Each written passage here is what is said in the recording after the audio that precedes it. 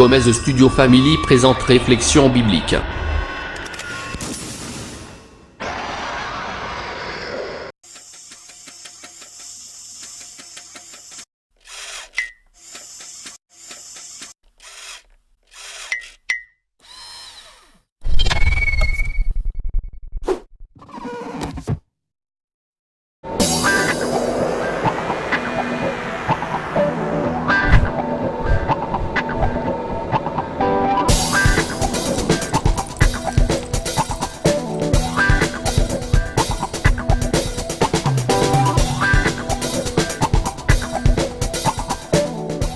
Gomez Studio Family présente Réflexion biblique avec le pasteur Jean. Dieu vous bénisse. Bienvenue mes frères et mes sœurs à l'émission de ce soir, Réflexion biblique. Et nous allons faire une réflexion sur la parole de Dieu. Et avec la grâce de Dieu, nous allons voir la réflexion, ce que Dieu nous demande et ce que Dieu veut nous faire comprendre au nom de Jésus. Mais avant tout, frères et sœurs, nous allons courber nos têtes, nous allons fermer nos yeux et demander à Jésus-Christ et à l'Esprit Saint de nous éclairer à travers cette réflexion biblique au nom de Jésus de Nazareth. Amen. Seigneur Jésus, nous t'invoquons aujourd'hui, Seigneur, pour que tu puisses nous éclairer, Seigneur. Car toi seul, Seigneur, as la parole de vie pour nos âmes. Seigneur, éclaire-nous sur ta parole et cette réflexion biblique d'aujourd'hui, Seigneur. Que ça soit toi, Esprit Saint, qui nous éclaire dans toute ta parole, dans toute ta sagesse, Seigneur. Éclaire-nous, Seigneur, pour que nous puissions mettre en pratique, Jésus, cette réflexion biblique dans notre cœur et la mettre en pratique dans les églises, au nom de Jésus de Nazareth. Amen et Amen. Cette réflexion du jour d'aujourd'hui, tous qui ont une Bible, nous allons ouvrir notre Bible dans le Nouveau Testament, dans le livre de Matthieu, chapitre 24, verset 24, et nous lisons, frères et sœurs, la parole au nom du Père, du Fils et du Saint-Esprit. Amen. Et la parole dit ainsi: car il s'élèvera de faux Christ et de faux prophètes. Ils feront de grands prodiges et des miracles, au point de séduire, s'il était possible, même les élus. Alléluia. Là, nous voyons qui c'est qui séduit le monde. Nous pouvons comprendre, frères et sœurs, que le diable, Lucifer, il veut séduire le monde. C'est lui qui veut séduire les gens. C'est lui qui veut séduire les élus. Mais nous voyons, frères et sœurs, que Jésus a prophétisé que les gens seraient trompés par des faux Christ et par des faux prophètes dans les derniers jours. Mais nous devons faire attention, frères et sœurs. Le Seigneur Jésus a également et clairement prophétisé, frères et sœurs, à plusieurs reprises qu'il serait de retour. Ainsi, frères et sœurs, en examinant les prophéties concernant le retour du Seigneur Jésus-Christ, nous devons les examiner avec soin, minutieusement, et comprendre les signes de son retour. Mais beaucoup de gens et beaucoup de personnes se méfient avant de tous les faux Christ et des faux prophètes. Alléluia. Mais certaines personnes, des personnes insensées, pensent même que des prédictions sur le retour du Seigneur sont fausses et réfléchissent encore moins et comment accueillir, frères et sœurs, le retour du Seigneur ou entendre simplement la voix de Dieu. Cela nous écarte, ceci, de l'accueillir et de l'accueil à réserver, que nous devons réserver au retour du Seigneur. Et cela, cette confusion, les faux prophètes, ils veulent nous empêcher de nous nourrir par crainte d'étouffement si nous demeurons passifs et sur nos gardes face au faux Christ. Mes frères, restons sur nos gardes des faux prophètes. Comment, frères et sœurs, pouvons-nous vraiment accueillir le retour du Seigneur? Je demande que tu réfléchisses à cette réflexion. Mais si nous désirons accueillir, frères et sœurs, le retour du Seigneur et éviter d'être trompés par de faux Christ, nous devons d'abord comprendre comment ils veulent tromper les gens. Et tout en réfléchissant sur ce thème, sur ce verset de Matthieu 24, en effet, frères et sœurs, la parole du Seigneur Jésus nous montre que les faux Christ et les faux prophètes comptent principalement sur les accomplissements de signes et de miracles pour tromper les élus de Dieu.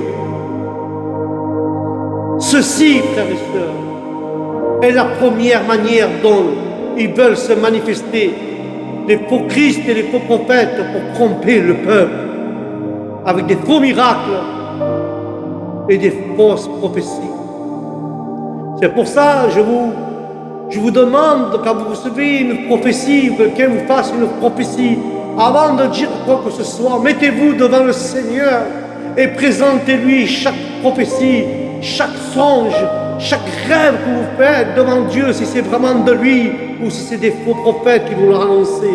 Chaque fois, mettez-vous devant le Seigneur, frères et sœurs, pour demander à Jésus si c'est vraiment lui qui vous a parlé, si c'est vraiment lui qui vous a montré ce qu'il vous a montré. Ne faisons pas des choses insensées, mais mettons-nous devant Dieu que nous recevrons une prophétie. Amen. C'est parce que les faux Christ et les faux prophètes sont entièrement dépourvus de vérité et de nature et par l'essence. Ils représentent des esprits extrêmement mauvais. Ils doivent donc s'appuyer sur des signes et des miracles pour tromper les gens. Seuls, mes frères et sœurs, seul le Christ est la vérité, le chemin et la vie. Alléluia.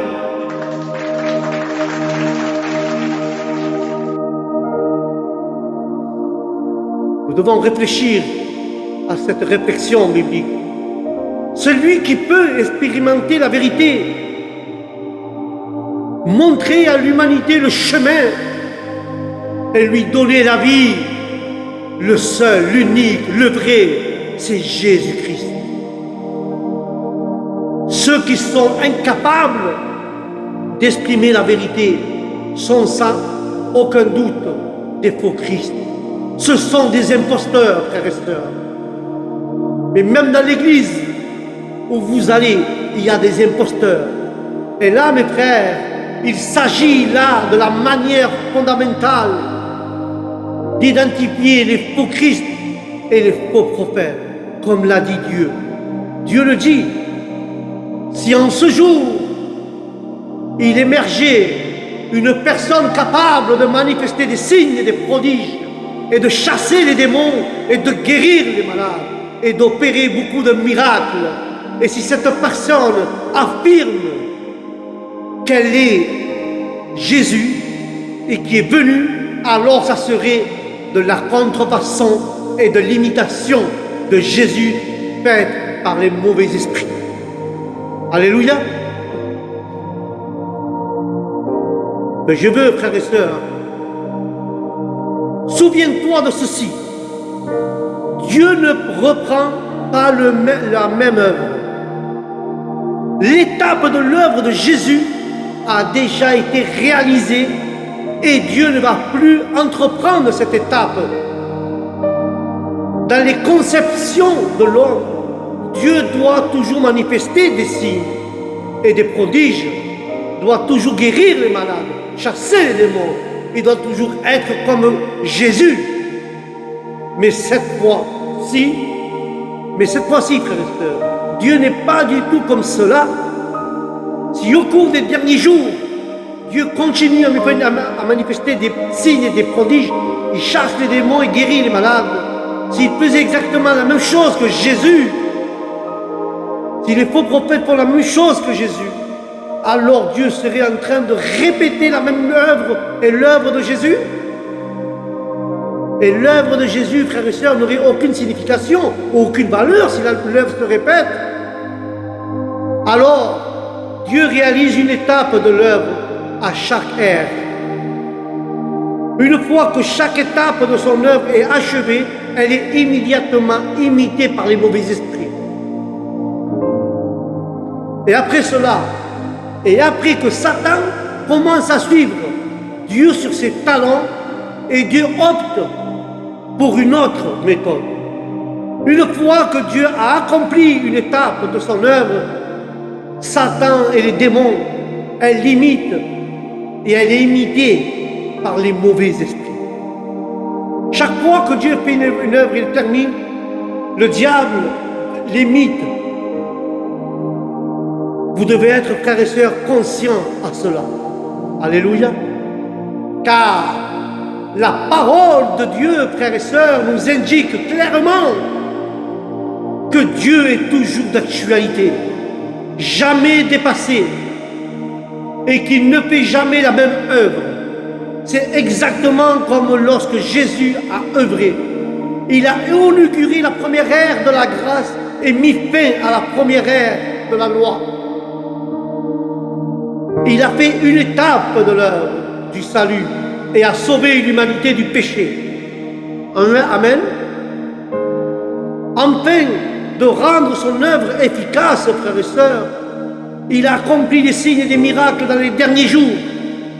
Le Seigneur reviendra mettre un terme à la première ère de la grâce et il inaugurera une nouvelle ère. Il ne répétera pas l'œuvre faite par le Seigneur Jésus. Au contraire, en se basant sur les fondations de l'œuvre du salut du Seigneur, Jésus, il apportera une étape à l'œuvre du jugement en commençant par la maison de Dieu. Le Seigneur Jésus va juger premièrement la maison de l'Éternel, car il y a beaucoup de faux prophètes et de faux Christ. Il y a de faux prophètes, comme je dis, beaucoup vivent d'apparence, il y a des fausses prophéties, et c'est pour ça que Dieu va juger premièrement sa maison, car il y a des faux prophètes qui veulent séduire l'Église. Et c'est pour ça que Dieu veut qu'on réfléchisse à cela dans notre propre Église. Déjà, réfléchis en toi-même. Est-ce que je suis un faux prophète? Est-ce que je suis une personne qui fait du mal à l'Église? Ou est-ce que je suis une personne qui fait de fausses prophéties? Seigneur, consulte-moi, Seigneur, à travers ta parole. Seigneur, visite-moi pour que je puisse voir si je suis faux ou vrai. C'est pour ça que le jugement de Dieu va commencer par sa maison d'abord. Alléluia. Car il y a beaucoup de faux prophètes et des gens mal intentionnés. Mais il exprimera toutes les vérités pour la purification et le salut de l'humanité, afin de résoudre, frères et sœurs, la nature de nos péchés et nos tempéraments sataniques qui pour complètement nous sauver de l'influence de Satan. Voilà ce que veut Dieu. Dieu, il veut nous exprimer toute la vérité à travers sa parole. Il nous avertit des faux prophètes pour nous purifier et pour avoir le salut de l'humanité, afin de résoudre dans notre nature, notre chair, pour résoudre la nature de nos péchés et notre tempérament satanique, que des fois on est méchant, et Dieu veut complètement nous sauver de l'influence de Satan. Alléluia, Dieu veut nous sauver de l'influence du diable. Amen. Enfin, frères et sœurs, Dieu veut que nous soyons gagnés par lui et non pas par les faux prophètes. Et les faux prophètes, qui sont-ils? Les faux prophètes, frères et sœurs, ce sont des esprits mauvais, des démons, qui simulent le Christ. Ces démons, ces mauvais esprits, ils sont capables d'accomplir une œuvre d'accompagnement par une nouvelle ère et mettre un terme à l'ancienne ère. Mais ils ne peuvent qu'imiter le Seigneur. Ils peuvent imiter que le Seigneur Jésus en accomplissant des signes et des miracles. Pourquoi faire? Pour tromper les esprits confus, sans aucun discernement. Et le Seigneur demande dans tes prières, pour demander au Seigneur, Seigneur, donne-moi le discernement pour connaître le bien et le mal, parce que je peux être trompé, parce que les mauvais esprits se font passer pour Jésus et les faux prophètes pour tromper les esprits confus sans qu'ils n'ont aucun discernement. Demande à Dieu, cet après-midi, le discernement pour pouvoir connaître le bien du mal. Mais ces démons, ils demeurent toutefois incapables d'accomplir ce que Jésus a accompli. Exemple comme ressusciter les morts, nourrir 5000 personnes. Ils ne peuvent pas accomplir cela. Ils ne peuvent pas accomplir comme Jésus a fait, calmer le vent et la mer. Cela les dépasse complètement. Cela, ils ne peuvent pas les accomplir, ces trucs-là, ils ne peuvent pas les accomplir. En substance, les faux Christ sont très méchants. Ce sont des mauvais esprits entièrement dénus de la vérité. Et ils doivent donc s'appuyer sur des signes et des miracles pour tromper les gens. Mais ils ne peuvent pas imiter ce que Dieu a fait. Dieu a nourri 5000 personnes, ils ne peuvent pas le faire. Dieu a ressuscité les morts, le démon ne peut pas le faire. Car seul Dieu peut ressusciter. Car seul Dieu peut ressusciter les morts. Car seul Dieu peut faire avec 5 pains de poisson nourrir 5000 personnes. Seulement le Christ est la vérité.